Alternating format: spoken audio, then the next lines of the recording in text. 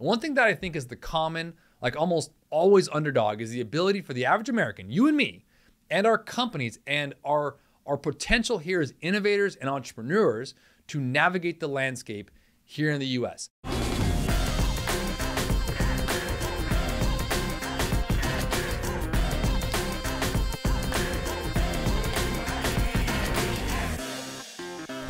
Hey everyone, welcome to Make Your Money Matter. I'm your host, Brad Barrett. I'm also a managing director and partner here at One Capital Management, and I'm here each week and every week to encourage you and build confidence when it comes to your finances, because after all, your money matters. We have a good show today, but I want to start off with something, and this is going to sound like a tangent, but I promise I'll put a bow to it here.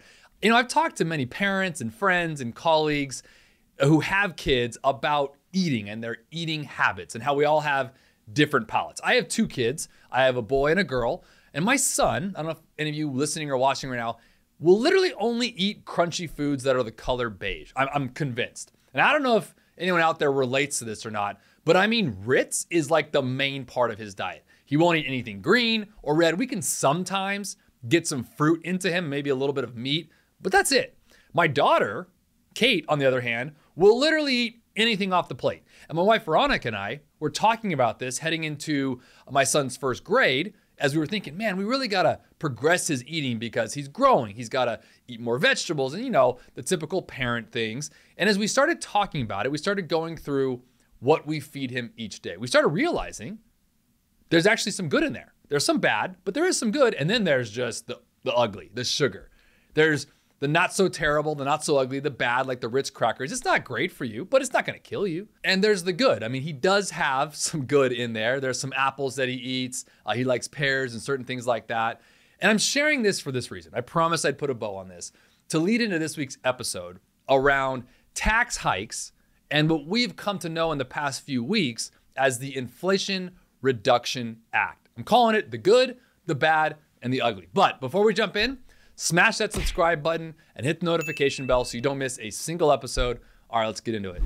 With the Senate a week or two ago having passed a budget plan with only Democratic votes, by the way, broken by the Vice President Harris, you know, as we saw, President Biden signed the first significant tax hike since the fiscal cliff tax hike, believe it or not, in 2013. Now, what's important to keep in mind as I go through today's episode, and as many of you have been reading and listening and watching on what they're calling the Inflation Reduction Act, well, actually, there is, in our opinion, zero inflation in mind with this. That's being reduced. But again, we want to talk about this because what's important to keep in mind is that it could have been worse, much, much worse than what our administration originally set out to do. We have to remember this. This is the good. To raise the top tax rate was one of the agenda items, back to the 39.6, where it was before the 2017 Jobs and Tax Cut Acts, otherwise known as the Trump tax cuts. They didn't get that. The administration also wanted to raise the top tax rate on long-term capital gains and dividends up to 39.6 versus the current 20%. That also didn't happen. He also wanted to get rid of the step-up basis at death. Didn't happen either. He wanted to raise regular corporate tax rate to 28% from the current 21%. Basically, it's going back to the 28% versus what Trump brought it down to in 21%. And then the tax carried interest as well. Again, no dice, didn't get it. So compared to what the administration sought out to do, the tax hike, the quote unquote Inflation Reduction Act, we're soon going to be seeing here is a shadow of its former self. Welcome to DC politics, my friend. As I've shared many times before, we do not have the luxury of being on either side of the aisle. Our job is to go right down the middle and give you the facts and understand how that relates to your planning, your investments, and the economy. Now, here's what I want to break down. This is where we go from the good to the bad. The three most prominent sources of more government revenue will now be this: a new 15% minimum tax on the book profits of large publicly traded companies, basically a beefed up IRS enforcement against the middle class, which we saw, and a new 1% tax on stock buybacks. Now, all these changes are not all by themselves going to throw the economy into a recession. Monetary policy, quite frankly, eventually getting tight will generate a recession all by itself. I digress. That doesn't mean what I just mentioned, that these tax changes are good ideas. Take, for example, the new 15% minimum tax on companies. Essentially, Congress is I'll call it outsourcing tax policy to FASB, the Financial Accounting Standards Board, which is a private organization that develops accounting standards. Now, meanwhile, companies that might be affected by this tax will find ways to avoid it. One example I can think of in just reorganizing is tax deductions are taken by more profitable spinoffs that are going to pay taxes above the minimum. So the 1%, switching over to that for a second, on stock buybacks is another new and bizarre policy change. The theory is this, that companies should be using that money for business investment, not buybacks. But if a company is generating more cash flow, then it can effectively invest, and a buyback is better than just having the money sit in the corporate treasury. I mean, for example, bad managers, they are out there, might use it for empire building, unprofitable investments, or even to boost their own pay or something like that. By the way, both sides of the aisle don't like that. Every political pundit has always said that CEOs have too much pay. So this gives the incentive to do that. Now, Democrats and Republicans have the same issues with these huge CEOs, as I've shared. They're inflated pay. Moreover, many of the politic and political advocates for a buyback tax claim that they want fewer large companies dominating markets. Essentially, they want fewer monopolies, and that just makes sense. But slowing buybacks means big incumbent companies have more of a reason to simply keep cash on their own books. So instead of distributing it to shareholders, who can then, if they want to, invest more in newer upstart companies, it literally moves us, in my opinion, backwards from the idea of true independence for letting the investors of the world, you and me together, choose our destiny, choose where we want to invest in. It allows these big companies that are investing in to say, hey, we're going to pay this 1% tax on buybacks, so what would we do? So it's funny when you look at these things, the incentives or the disincentives, I should say, are out there again, good, bad, and the ugly. Again, the good is that it could have been much worse, much, much worse. And I know that's a statement like, okay, I get it, Brad, but it's still not great. Yes, but there are also some aspects to this that allows companies to move around. And the good news is that just like the 15% minimum tax, companies can and most likely will adjust their behavior to avoid the new tax on these buybacks. Again, they can even raise dividends as an example. This is also why Congress, by the way, is probably, in our opinion, overestimating the revenue. And it's ironic right now because we're also sitting here at a time when after the Inflation Reduction Act gets passed, we also have our administration announcing student loans. And for all clients listening right now and for all investors out there, there's a lot more information that's going to come, but I want to share some stats with you. And I'm going to read a little bit because it's quite heavy. And this piggybacks off of what we just spoke about in terms of the administration and Congress's estimates for income. The administration says that changes to the student loans would cost $240 billion in the next 10 years. Now, interestingly enough, the Committee for a Responsible Federal Budget says it's $440 to $600 billion, and a budget model from Wharton says $1 trillion. But even that $1 trillion, in a lot of people's opinion, might actually be way too low.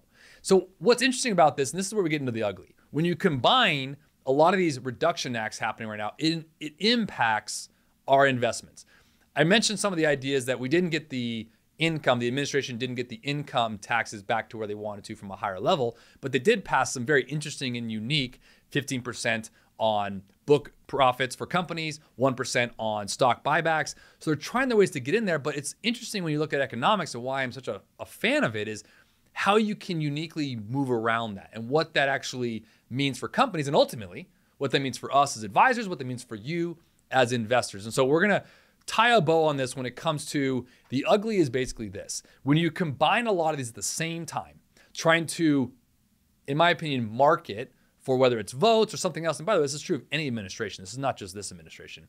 You have to be really careful about how we as the public see this. And so I want to share this openly with those of you who are looking at your investments, looking at your retirement plans. Maybe you're sitting on the eve of retirement, about to retire. Maybe you're in retirement, and we've been talking about this heavily on the show and with our clients who are in retirement, maybe on a fixed income. For example, you're like, inflation is eating away at my once really great pension or my once really great Social Security that was able to, sustain my life. These are all really important factors. And this is where you have to make sure we align the investments that you have, the liquidity that you have with all these policies coming out of DC. And right or wrong, they're coming out with these because they are trying to tackle these inflation numbers, these supply chain issues.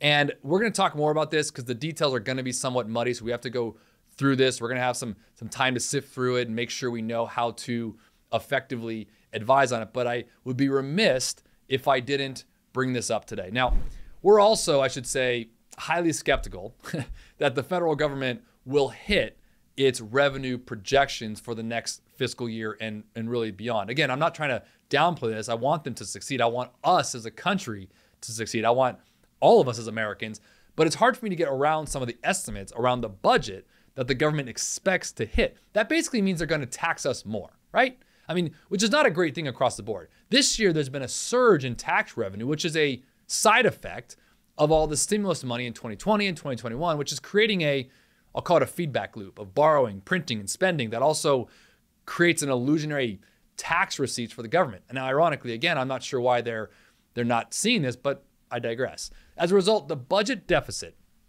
is in the past 12 months is actually slightly smaller than it was in the 12 months prior to the shutdown. So as the economy slows and as the artificial stimulus wears off, revenue growth will likely slow. That's a reasonable assumption. And a recession, and when a recession eventually hits, it could easily turn negative. So the bottom line here is that this budget deal will raise spending on tax rates over the next decades. And this, my friends, is not the best for the economy's long-term growth potential. But here's the point I want to bring back here. We've had much larger tax hikes in the past and survived. I want to say that again. We've had much larger tax hikes in the past and survived, and not just survive, but thrive. So when we say something to the extent of, a budget deal like this is going to raise spending and taxes and it's not going to be great for long-term growth, the good part of it is there's two parts. One, it could have been much worse, which I think is important to put in context. And we've had much worse and survived in the past. So everyone out there who's kind of doom and gloom right now, looking at, tomorrow and the next year and 10 years from now, it's not as bad as we think. And number two, and I know how optimistic this sounds, by the way, there's always going to be headwinds. But the number 2 point here is the matter is when we've gone through these kind of things and we've survived them, we also have the ability to adapt, just like the corporate companies will adapt to these new changes in tax code. And one thing that I think is the common, like almost always underdog, is the ability for the average American, you and me, and our companies and our potential here as innovators and entrepreneurs to navigate the landscape here in the US. Every time DC comes out with something, it allows CEOs, good CEOs and good business owners to navigate. That's the beauty of our system. And I've shared this before. And it's really interesting to note, there are like over 200 plus democracies in the world. I think we forget that sometimes. And it's not our freedom and our democracy that makes us great. It's a part of it. It's two main factors that we sometimes forget. And I do believe in that there's these two factors I think are really important. We know we have freedom of speech, but the two main factors are rule of law and property rights. We have to remember these kind of things. Now, the first one has been under attack for the past 2 years, and I'm sure I may be a little bit polarizing in saying this, but that is something we just cannot have. That is wrong. And we need to always make sure that we are growing, yes, but we need to never be able to attack the rule of law. We want to grow, yes, but that rule of law holds us together with property rights. And when you buy something here in the United States, when you own something here, it cannot be taken from you. It's very hard to be taken from you with that. Now, remember that anything that comes out from policy or regulation is just a new playground. It's a new playground for CEOs and business owners and entrepreneurs to navigate these waters, find the loopholes, the legal ones, obviously, and navigate through them. Now, I mentioned a few from what it could have been worse on these tax hikes with the quote unquote Inflation Reduction Act, which are really just tax hikes, let's be honest. And we haven't seen this again since 2013, where the fiscal cliff tax hike was around the presidency and the administration. Remember, our administration currently on the platform wanted to go to 39.6 tax rate. Didn't get it. He wanted to bring long-term capital gains up to 39.6 from 20%. Didn't get it. He also wanted to raise corporate tax rates from 21% to 28% and tax carried interest on investments. Didn't get it. So again, that's the good. The bad is we still have tax hikes. We have a 15% minimum tax on government revenue. We have a beefed up IRS enforcement, like 87,000, I think was the number. I mean, it's crazy. But as always, the American spirit will live on. And what you don't do matters as much as what you do. And what I mean by that is, if you are staying steadfast to your discipline, to your approach, to your diversification, that wins out more than overreacting. Again, it's not always what you do, but what you don't do. And we see a lot of the data and a lot of the sentiment out there. as more negative. And I understand that a lot of volatility has happened this year. We've been talking about it on this show. We've had interest rates, quadruple basically. We've had wars overseas. We've had a president and administration kind of flip-flop on things that he ran on. And now we have an inflation running rampant, which is, again, as I shared before a couple weeks ago, it's not surprising. When you shut down the world and print money, this is the exact recipe. This is how it happens. We're going to have headwinds. If you lined up a bunch of nerds like me, economics, and you put us in a room to incubate inflation, we'd add two things, right? We would say, shut everything down from a production standpoint, and let's just inject some money. That's what we're seeing. So we need to make sure we keep the long-term vision in focus. And for anyone listening here, let's say you're 85 years old, for example, and the long-term becomes a little bit less long-term, just to speak that way plainly, understand this. If you're working with an advisor, we're obviously adapting and changing to each client's portfolio and their planning. And if you're not working with us and you want to talk to an advisor, you make sure you allocate your time horizon and relative to your investments. I shared this last week, but God willing, the same amount of time you had while you were working during your accumulation period, you will have in retirement. Remember that. It's a long-term focus. I talk to a lot of people, a lot of clients from our radio show, from our YouTube show, from our podcast, and from our clients when they're retiring. Let's just use the normal retirement age of 65 or 66. They have this vision that they've worked for 30 or 40 years and the retirement's a finish line. I want to share very openly that it's not. Barring a national holiday, you retire on a Friday, markets are open Monday. Again, God willing, the same amount of time you had while working, you'll hopefully have in retirement. Getting back to the advisor conversation, as I share each week and every week, this is not meant to be all roads leads to Brad Barrett or One Capital Management or our fiduciary advisors here.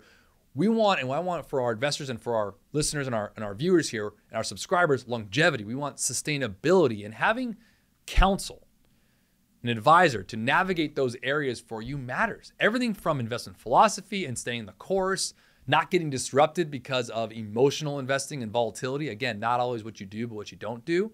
All the way down to managing the potholes that are out there around the corner that you haven't seen, but we've gone through. Everything from tax planning to investment planning to estate planning, insurances. That all comes up. So with all that I mentioned here on the Inflation Reduction Act, touched on the student loan fiasco, I'll call it right now, which we still have some more data coming out there. I wanted to at least spend this week's show to kind of talk through an advisor's approach on the economic data, how the taxes implicate certain things. This is where you want to sit with counsel and your advisor to walk through these rise in tax rates and how your portfolio will be positioned and weathered to make sure we manage that. Again, not on all roads leads to One Capital on our show here, but if you want to reach out to us, please do so. We love to hear from you.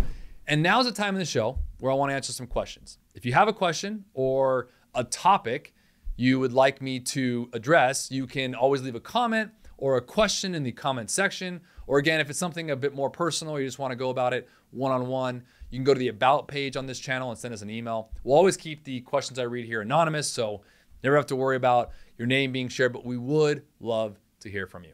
So this week's question was actually kind of interesting, and I just liked it, how just simple it was, right? Are tax brackets still a thing? And the sub-question was, if so, how do I know what bracket I'm in? Yes, we are in a marginal tax bracket system. One of the best ways and easiest ways is you can Google 2022 tax brackets. It'll show you individual versus married, filing jointly, or head of household, and it'll share with you that kind of environment. But I want to add something to this. For those that don't know what tax bracket they're in, or even why a financial advisor or an investment manager is even talking about taxes, because taxes have everything to do with your investments.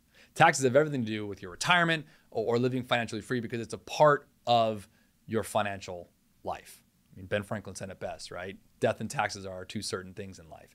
So one of the things I mentioned when you do look up your bracket and go through the marginal tax bracket code is make sure you sit with an advisor who integrates. And integration is really important when you focus on retirement planning, income planning, investment planning, and then your tax rates. Because if you don't do that, you're not really having the left hand talk to the right hand. And this is where it comes in, because I actually call it the bracket game. We want to maximize the highest of the lowest tax bracket. This is rough numbers, but right now, married, filing jointly, if you're making $80,000 a year, you're right around the 12% tax bracket. Once you bump above that, you go from 12% to 22%. Again, rough numbers, and this is on married, filing jointly. So let's say you're making $65,000 a year. You have $15,000 to go before you get to that next tax bracket. So if you talk about things like Roth conversions or planning, you can utilize that because you can maximize the highest of the lowest tax bracket and making sure you don't jump into that next one if you can control it. That's the beauty of our system. It's the beauty of the playground you can play in, right? With the beauty of marginal tax bracket codes. And so, yes, we still have marginal tax brackets. The best way to look it up is obviously just Google it, sit with your tax advisor, understand your effective rate, which combines your federal and your state, if you live in a state that has state income tax.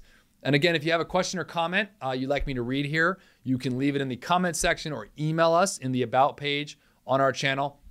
Now, before we go, if you found anything helpful today and want to learn more, you can visit us at onecapital.com, or you can scan the QR code on the screen with your smartphone and it'll get you right there. You can also call or text us. We want to help. Listen, there's no pressure here. We don't treat people like a number. In fact, we value our relationships. It's the lifeblood of what we do. So click, call, or text us today.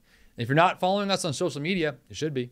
You can follow us at Make Your Money Matter. We're sharing great information on all of our social media platforms. And as I often say, if you enjoyed the show, share it with someone you like. I guess if you don't like the show, share it with someone you don't like. But until next time, make your money matter.